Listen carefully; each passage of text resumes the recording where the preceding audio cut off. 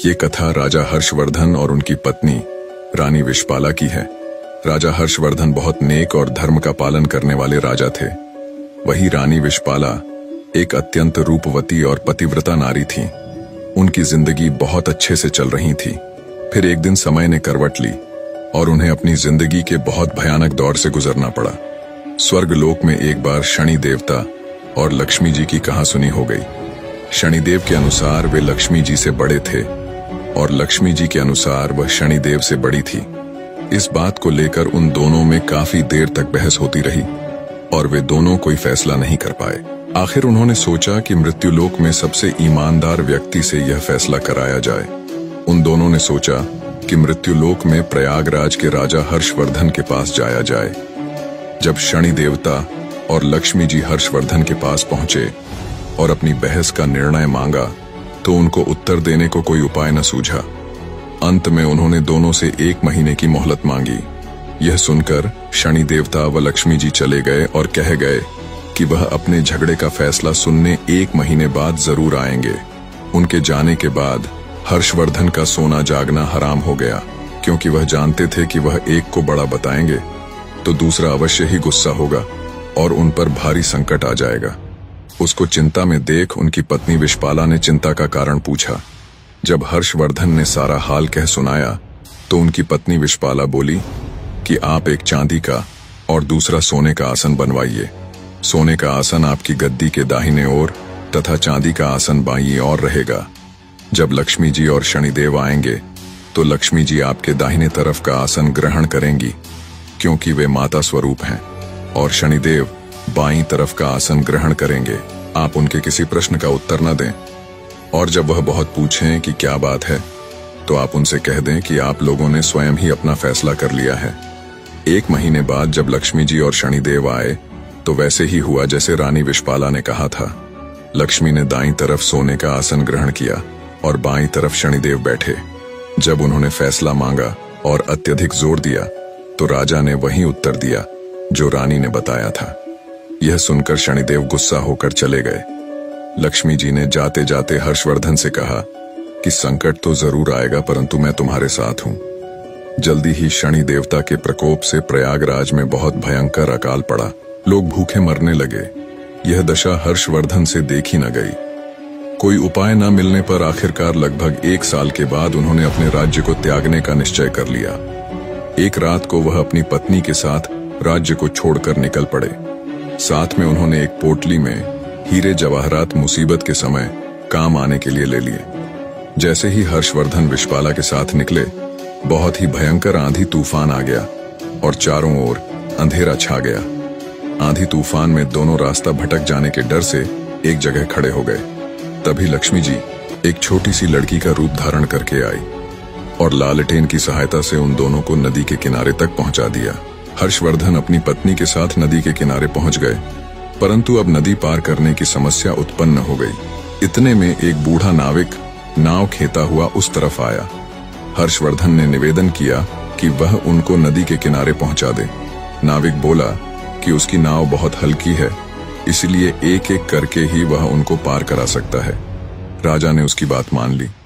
पहले वह रानी को पार ले गया, फिर राजा हर्षवर्धन को और अंत में गहने की उस बड़ी सी पोटली को। परंतु उसने गहने की पोटली को नदी पार नहीं पहुंचाया।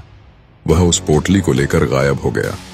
हर्षवर्धन थोड़ी देर तो नाविक और पोटली का इंतजार करते रहे, परंतु जब उन्होंने देखा कि नाविक नहीं आया तो वे समझ गए कि वो बूढ़ा नाविक कोई और नहीं बल्कि शनिदेव ही थे। हर्षवर्धन और विशपाला नदी के किनारे चलते चलते एक गांव में पहुंचे। वहां के लोग जंगल से लकड़ी काटकर बेचते थे। लकड़ी का व्यापार ही उनकी कमाई का साधन था। हर्षवर्धन भी अपनी पत्नी के साथ गांव में रहने लगे। वे चंदन की लकड़ी काटकर लाते और पास के गांव में बेच देते। थोड़े ही समय में चंदन की लकड़ी बेचकर वे काफी पैसे वाले हो गए और आराम से जीवन व्यतीत करने लगे। यह सब लक्ष्मी जी की कृपा थी। उनको आराम में देखकर शनिदेव ने फिर से एक चाल चली। एक दिन एक सौदागर जो उस गांव से चंदन की लकड़ी लेकर दूसरे देशों में जाया करता था, उसका जहाज यहाँ फंस गया। उसने बहुत प्रयत्न किया, परंतु वह जहाज टस से मस न हुआ। उसकी समझ में नहीं आ रहा था कि क्या करे। इतने में शनि देवता ब्राह्मण का रूप धारण करके उसके पास आए। उन्होंने सौदागर से कहा कि मैं तुम्हारे जहाज को हटाने की युक्ति बता सकता हूं। सौदागर ने जब उनसे पूछा कि वह युक्ति क्या है तो उन्होंने कहा कि तुम गांव के लोगों को भोजन का निमंत्रण दो और उनमें जो भी सती सावित्री स्त्री होगी, यदि वह तुम्हारे जहाज को छू देगी तो तुम्हारा जहाज चल पड़ेगा। सौदागर ने शनि देवता के बताए अनुसार गांव के लोगों को निमंत्रण भेज दिया। जब वे हर्षवर्धन के घर पहुंचे तो विषपाला ने यह कहकर निमंत्रण अस्वीकार कर दिया कि मेरे पति जंगल में लकड़ी काटने गए हैं। सौदागर के आदमी ने वापस जाकर सारी बात बता दी। सौदागर समझ गया कि यही औरत पतिव्रता है और यही उसके जहाज को निकाल सकती है। वह शाम को फिर उसके घर गया। उस समय हर्षवर्धन घर पर ही थे। उसने निमंत्रण स्वीकार कर लिया। जब सौदागर ने हर्षवर्धन और विषपाला से कहा कि वह जहाज छू दे जिससे वह निकल सके, विषपाला ने अपने पति के कहने पर जहाज छू दिया और जहाज हिलने लगा। यह देखकर सौदागर के मन में पाप जागा कि क्यों न मैं इसको अपने साथ ले चलूं। यदि जहाज फिर से फंस गया तो वह छूकर उसे हटा सकती है।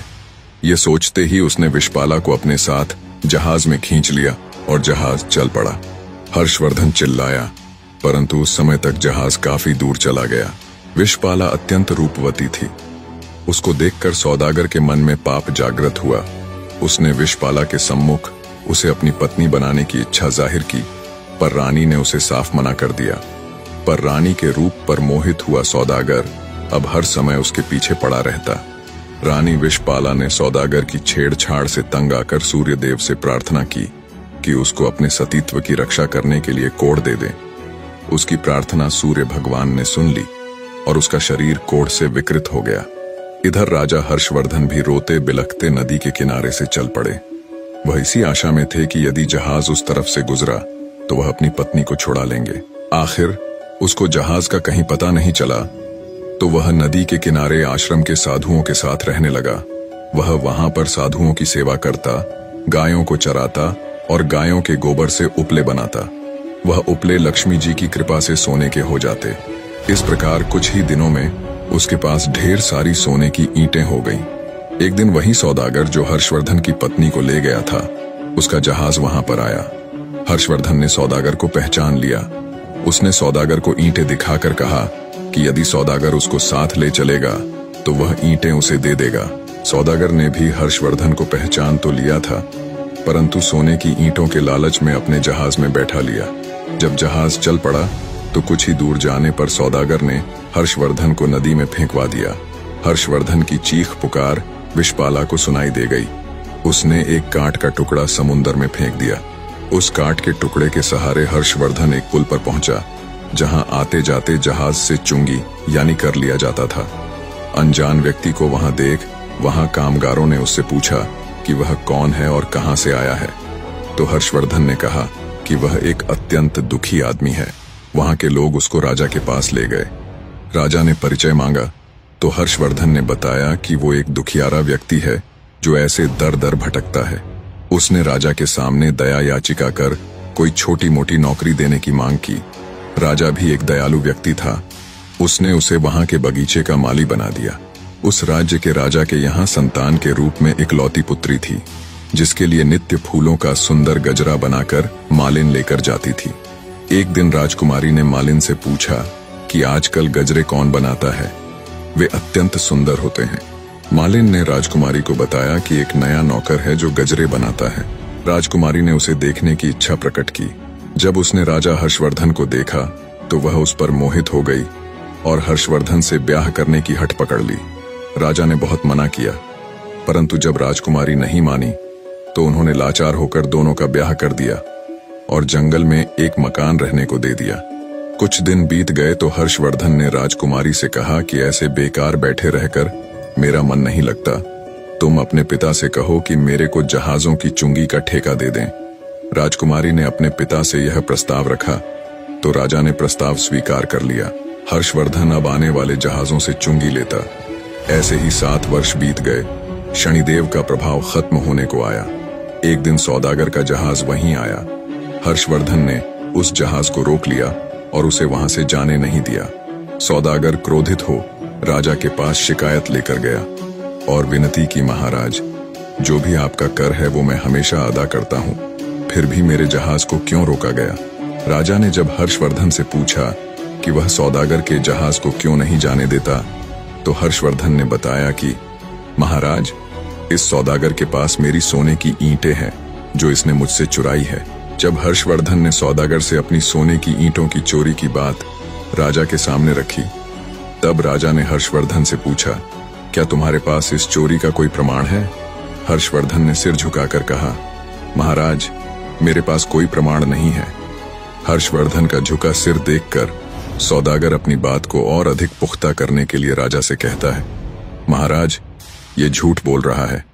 मैं शपथ लेता हूं कि सोने की ईंटें मेरी हैं। राजा सोच में पड़ जाता है। तभी एक तेज गर्जना के साथ शनिदेव प्रकट होते हैं और गुस्से में सौदागर की तरफ देखते हैं। उन्होंने कहा, सत्य और धर्म के साथ खिलवाड़ करने का कर्ज चुकता करने का अब तुम्हारा समय आ गया है। शनिदेव सौदागर के पास जाकर उसकी आंखों में देखते हैं। अचानक सौदागर जमीन पर गिरकर कांपने लगता है। वह पसीने से तरबतर होकर चिल्लाता है, मुझे माफ कर दो, मैंने झूठ बोला था, ये सोने की ईंटें मेरी नहीं हैं। इतना कहने के बाद सौदागर के शरीर से एक अजीब सा धुआं उठता है और वह वहीं राख में बदल जाता है। राजा और दरबार के लोग स्तब्ध रह जाते हैं। किसी को समझ नहीं आता कि क्या हुआ। तभी शनिदेव हर्षवर्धन के पास जाकर उनको प्रणाम करते हुए कहते हैं, राजा हर्षवर्धन, तुम्हारे सत्य और धैर्य ने मुझे पराजित कर ही दिया। तभी एक बार फिर से तेज प्रकाश होता है और तेज प्रकाश के साथ लक्ष्मी जी प्रकट होती है। मां लक्ष्मी जी हर्षवर्धन को आशीर्वाद देते हुए कहती हैं, तुम्हारे त्याग, धैर्य और धर्म का पालन करने के कारण मैं तुम्हें अखंड समृद्धि का आशीर्वाद देती हूँ। तुम्हारा राज्य फिर से समृद्ध होगा। आशीर्वाद देकर लक्ष्मी जी और शनिदेव दोनों अंतर्ध्यान हो जाते हैं। राजा के आश्चर्य की कोई सीमा नहीं थी। वह हर्षवर्धन के पास आकर कहते हैं, तुम कोई साधारण पुरुष नहीं हो सकते। तब हर्षवर्धन उसे पूरा किस्सा बताते हैं। राजा सहित पूरा दरबार हर्षवर्धन की धर्मपरायणता का गुणगान कर रहा था। राजा ने हर्षवर्धन की पत्नी रानी विश्वपाला को आदरपूर्वक जहाज से पालकी में बुलाया। रानी विश्वपाला ने पुनः सूर्य भगवान से प्रार्थना करके अपना पूर्व रूप मांग लिया। राजा ने आदरपूर्वक हर्षवर्धन के साथ अपनी बेटी को और रानी विश्वपाला को भी, जिसको उसने अपनी बेटी मान लिया था, प्रेम पूर्वक विदा किया। निष्कर्ष, किसी के जीवन में कठिनाइयां कितनी भी बड़ी क्यों न हो, अगर व्यक्ति सत्य और धर्म के मार्ग को नहीं छोड़ता तो समय के साथ वो न केवल हर मुश्किल से बाहर आता है, बल्कि खुद वो मालिक परमात्मा भगवान भी उसकी मदद करते हैं।